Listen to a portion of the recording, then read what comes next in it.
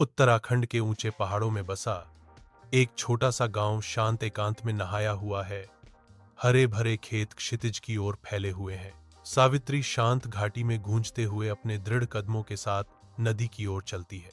नदी के किनारे सावित्री घुटने टेकती है, मिट्टी के बर्तन को साफ पानी में डुबोती है।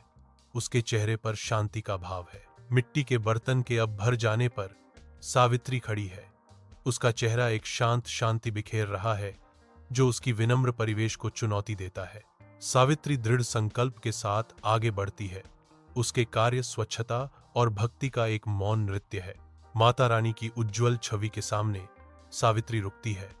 एक छोटा दिया एक पवित्र चमक बिखेरता है, बिना किसी भव्य पेशकश के।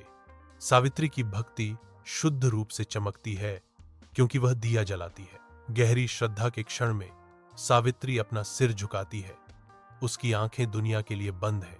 उसकी बंधी हुई हथेलियां अटूट विश्वास का प्रतीक, शब्दों से परे एक प्रार्थना व्यक्त करती हैं। सावित्री गंभीर प्रार्थना में बनी रहती है। उसके हाथ उसकी स्थायी भक्ति का प्रमाण है। दियों की हल्की रोशनी में नवरात्रि के दौरान सावित्री का घर एक आश्रय स्थल बन जाता है। कमरा भक्ति गीतों की गूंज से भरा है जो सावित्री की अटूट आस्था का प्रमाण है। जैसे ही दिए टिमटिमाते हैं, वे वेदी पर एक गर्म आलिंगन करने वाली रोशनी डालते हैं जो आध्यात्मिक वातावरण को बढ़ाता है। गहरी श्रद्धा के साथ सावित्री अपने 9 दिन के उपवास का पालन करती है। उसकी भक्ति उसके द्वारा गाए जाने वाले हर नोट में स्पष्ट है। उसकी आवाज हार्दिक प्रार्थना में उठती है। देवी को एक मधुर अर्पण। मां, मैंने जो कर सकता था कर दिया, अब सब कुछ आपके हाथ में है। सावित्री गहरी नींद में सोती है जो जीवंत सुंदरता के सपने में खोई हुई है।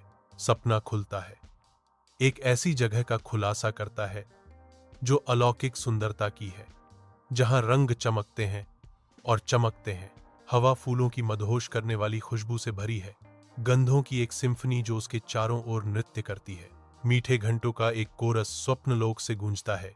उनकी धुन शांति और शांति का एक ताना बाना बुनती है। एक उज्जवल सुनहरी रोशनी में नहाया हुआ सावित्री खुद को शुद्ध आकर्षण के क्षेत्र में पाती है। वह आराम करती है। उसका शरीर शांत है। उसकी आत्मा प्रकाश और ध्वनि के स्वर्ग के माध्यम से उड़ रही है। स्वर्गीय ड्रीम सिंहासन में रानी मां शाही रूप से विराजमान है, जो एक जीवंत लाल दुल्हन के लिबास में सजी हैं। राजमाता मुस्कुराती हैं। उनकी आवाज में गर्माहट गूंजती है।